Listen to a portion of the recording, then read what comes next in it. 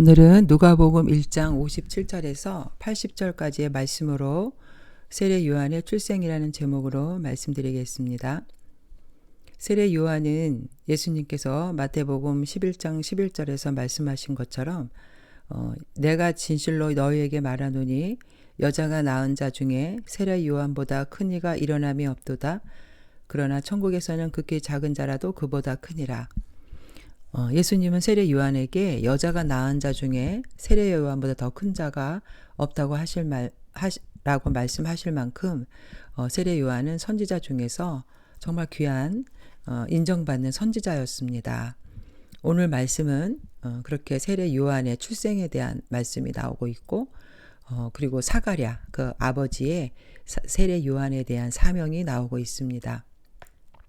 59절에 보면 8일이 되매 아이를 할례하러 와서 그 아버지의 이름을 따라 사가랴라 하고자 하더니 유대인들은 아이가 태어난 지 8일이 되면 할례를 하고 또 그 이름을 지어주는 그런 관습이 있었습니다. 오늘 그 친척들이 또 모여서 이제 사가랴의 아들에게 이름을 지어주려고 모였던 것이죠. 그래서 엘리사벳이 요한이라고 이름을 짓는다고 말을 합니다. 보통 아버지의 이름을 따라서 사가랴라고 해야 하는데 엘리사벳은 그 하나님의 계시를 가지고 천사들이 말해준 그 요한이라는 이름을 말씀하고 있죠.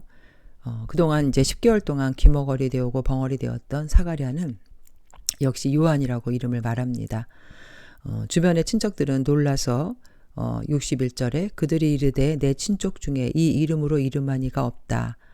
이렇게 얘기를 했는데 이제 세례 요한이라는 이 요한은 사가랴라는 그런 아버지의 이름을 딴 이름이 아닌 하나님이 주시는 그 사명이 있기 때문에 그 이름을 새롭게 갖게 되는 것을 말합니다. 요한이라는 이름은 하나님은 은혜로우시다라는 이름을 뜻을 갖고 있습니다. 정말 이 이름은 하나님의 은혜로 늙도록 무자했던 엘리사벳과 사가랴 부부가 요한을 잉태한 것이 바로 하나님의 은혜이죠. 그러나 더 큰 은혜인 것은 이제 요한을 통해서 많은 사람들이 하나님께로 돌아오게 되어서 구원을 받는다는 것, 이것이 더욱 큰 은혜라고 말할 수 있습니다. 보통 우리 사람의 이름이 바뀌는 것은 그 사람의 정체성, 그 사람의 삶의 방식이 바뀌는 것을 말합니다. 성경에서도 구약에 아브람이 아브라함으로 또 야곱이 이스라엘로 그 사람의 사명과 인생관, 가치관이 바뀌게 될 때 하나님께서는 그 사람의 이름을 바꿔주는 것을 볼 수 있습니다. 이제 세례 요한도 아버지의 이름을 따라서 짓는 그 이름이 아니라 이제 이 아이는 여기 15절에 이는 그가 주 앞에서 큰 자가 되며 포도주나 독한 술을 마시지 아니하며 모태로부터 성령의 충만함을 받아 이렇게 말한 것처럼 이제 요한은 주 앞에서 큰 자가 될 것이기 때문에 그렇습니다. 이제 요한의 그 위대한 그 생애에 걸맞는 이름이 필요했기 때문에 하나님께서는 이제 이름을 세례 요한이라고 이름을 지어주는 것이죠. 이제 66절에 사람들은 이 아이가 장차 어찌 될까라고 기대하는 모습을 보이고 있습니다. 이제 요한의 삶 속에서 하나님의 역사가 나타난다는 것이죠. 기대하게 된다는 것이죠. 우리 자녀들도 세상의 기대가 아닌 하나님의 기대를 받고 우리가 또 그 아이를 양육하고 그러기 위해서 우리가 부모된 도리를 기도로서 다 감당하는 저와 여러분 되시기를 축원드립니다. 이제 67절에 보면 주의 손이 그와 함께 하심이러라 라는 말씀이 나오죠. 이제 하나님의 그 큰 권능으로 요한을 덧입히시고 돌보신다는 것을 의미합니다. 하나님의 손은 성경에서 권능을 얘기하죠. 이제 하나님께서는 그 강한 손을 펼치사 세례 요한의 사역 가운데 놀라운 역사를 일으키신다는 것입니다. 요한이 아버지의 이름을 따라 사가랴라고 부르지 않고 요한이라는 이름이 불려진 것처럼 사실 우리들도 부모님이 지어주신 이름이 있지만 우리에겐 또 새로운 이름이 있습니다. 구원받은 성도로서 이제 우리가 하나님의 자녀라는 이름이죠. 구원받은 백성이라는 것이죠. 우리 역시 이 새로운 이름에 걸맞는 삶을 살아야겠습니다. 이제 주님께서는 영원한 지옥의 형벌을 받아야 할 우리를 위해서 십자가에 고난 받으시고 부활하시고 이제 재림의 주님을 이제 우리가 맞이해야 되는데 그 맞이하는 백성으로서 거룩한 삶을 사는 증인의 삶을 살아야 될 줄로 믿습니다. 67절에 사가랴가 성령의 충만을 받아 이제 요한의 사명에 대해서 예언하는 내용이 나오는데요. 68절에 보면 찬송하리로다 주 이스라엘의 하나님이여 그 백성을 돌보사 속량하시며 우리를 위하여 구원의 뿔을 그 종 다윗의 집에 일으키셨으니 이제 예수님은 메시아의 사명을 감당하시는데 속량하신다. 우리 죄인들을 구원하시기 위해서 피값으로 우리의 죄값을 지불하시는 거죠. 우리를 사단의 노예에서 해방시킨다는 말씀입니다.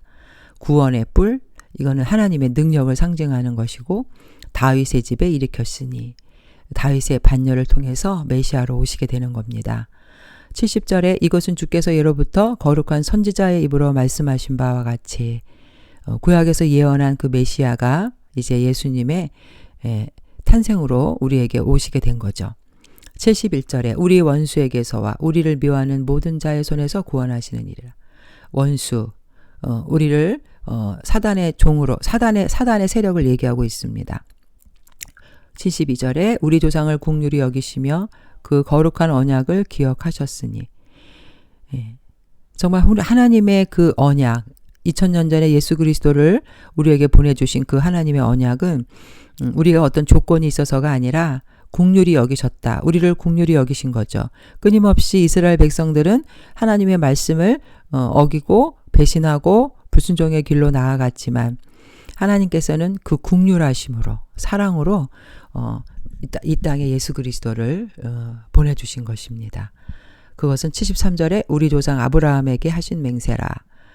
74절에 우리가 원수의 손에서 건지심을 받고 하나님께서는 아브라함을 통해서 또 이삭, 야곱, 또 다윗 그 혈통을 통해서 우리에게 메시아를 보내주셨습니다.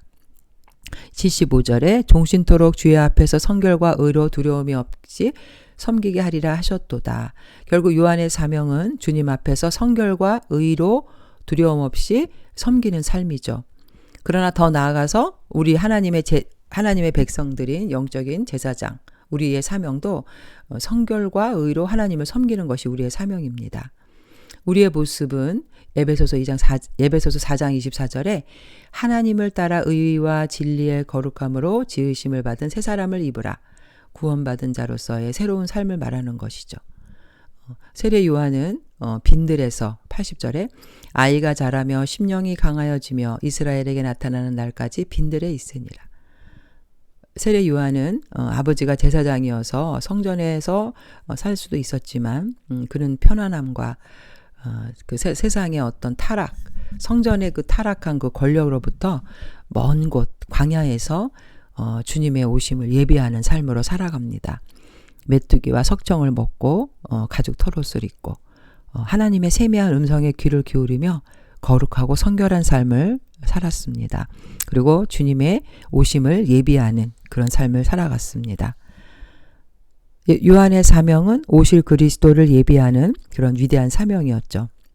우리 역시 우리의 사명이 무엇입니까? 십자가의 구속의 사역을 담당하시고 부활 승천하셔서 이제 다시 오실 재림의 주님을 맞이하는 그리스도의 증인된 삶, 어둠의 세상에 빛과 소금의 삶으로 영광 돌려 하는 삶이 우리의 성도의 삶인 줄로 믿습니다. 아멘.